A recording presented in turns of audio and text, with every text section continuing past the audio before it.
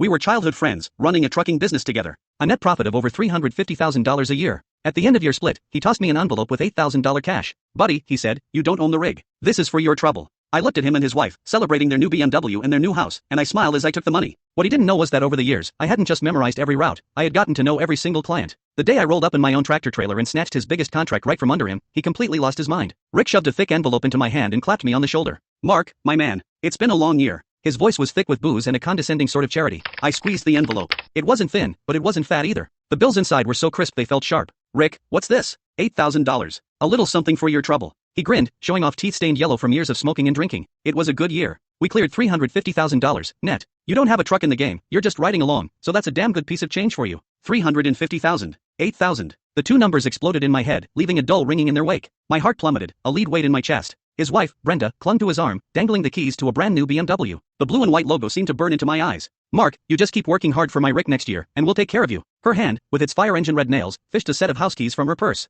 She tapped them against the floor plan of their new home. This one's 1,800 square feet. We close next week. You'll have to come to the housewarming. I watched the raw, unfiltered happiness and pride spilling off them. I felt like a ghost at their feast, a complete and utter joke. I forced the corners of my mouth into a smile that felt like cracking plaster. Thanks, Rick. Thanks, Brenda. I stuffed the $8,000 into my pocket. My hands were steady, but my fingernails were digging so deep into my palms I thought I might draw blood. The dinner was at the nicest steakhouse in town. The private room was stuffy with heat, and the food on the table was arranged like art. I had zero appetite. My mind drifted back to the endless days and nights on the road. The summers, when the cab was a steambox with no AC, and I had to chug lukewarm water and pinch my own thigh just to stay awake. The winters, when we were snowed in on some godforsaken mountain pass, gnawing on frozen sandwiches for 2 straight days. I once drove for 3 days straight to make a rush delivery, my eyes so bloodshot the whole world seemed to shimmer and shake. And where was Rick during all of that? He was at home, tucked into his warm bed, AC blasting, making the occasional phone call to manage me remotely. Mark, keep an eye on that load. Can't have any issues. Mark, schmooze the guys at the dock. Get them to move faster. Mark, the client needs a little something extra, you know what to do. I was the one who had to know what to do. I was the one who had to keep an eye on things. I was the one changing tires in a blizzard and laying down planks in the mud. And he was the boss, reaping all the rewards. All because the title of that tractor trailer had his name on it.